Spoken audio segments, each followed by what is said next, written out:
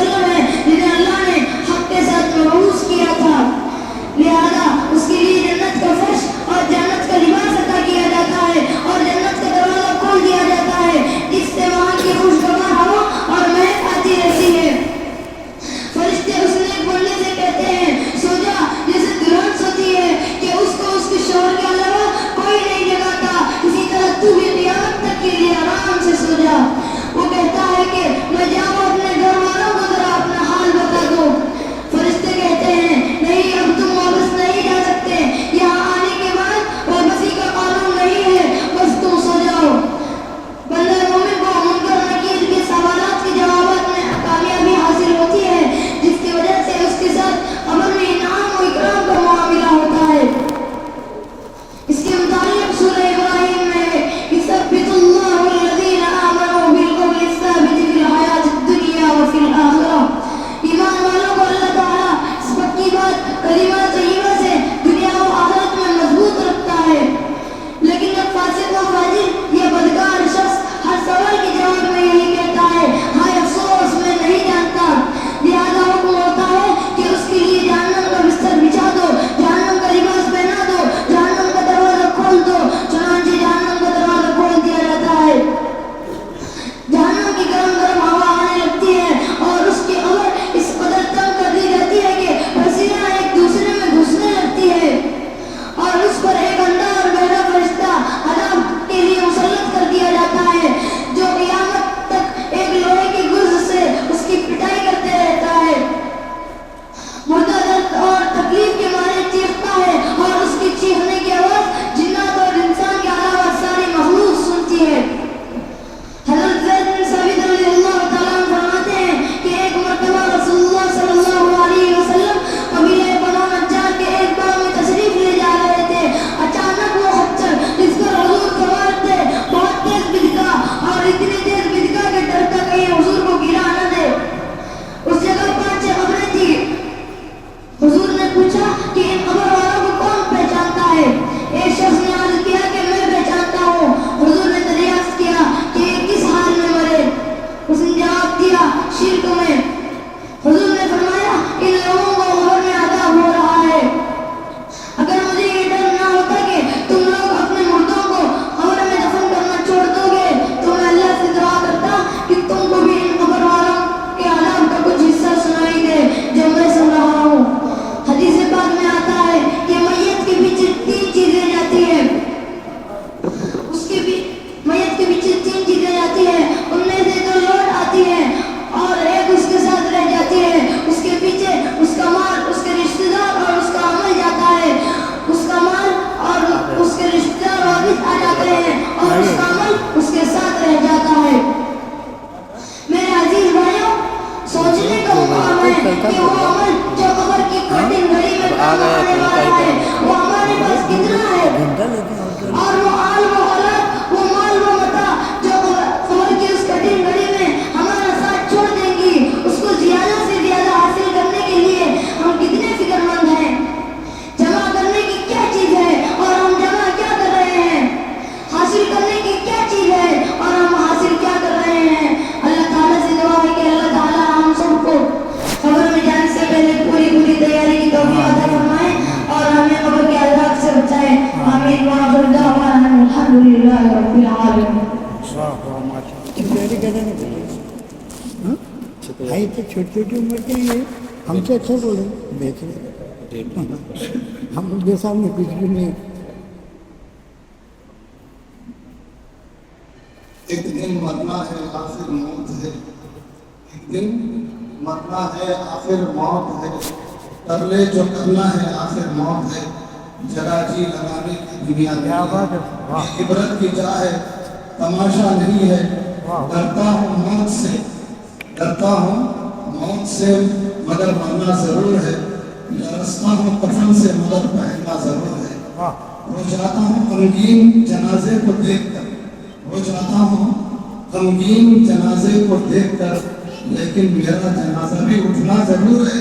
ہوتی ہے بڑی کب کبھی خبروں کو دیکھ کر، ہوتی ہے بڑی کب کبھی خبروں کو دیکھ کر، پر مردتوں اس قبر میں رہنا ضرور ہے. بہرحال جگہ جی لگانے کی دنیا نہیں ہے. موت اور موت کا تذکرہ، موت کا محاسبہ ایک خاموش راز ہے جو ہمارے لیے عبرت کا سامان ہے. بہرحال ہم سب کو اس کی فکر کرنی ہے.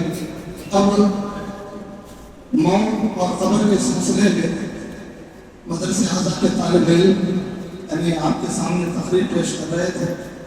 مہمان علماء کرام تشریف لا چکے ہیں.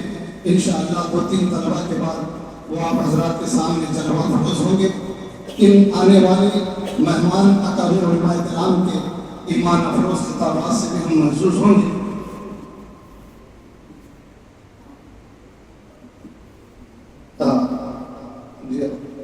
بالکل ویسے تو طلبا بہت ہیں، ایک دو طلبا انشاءاللہ اپنا تعلیمی مظاہرہ مختصر طور پر پیش کریں گے.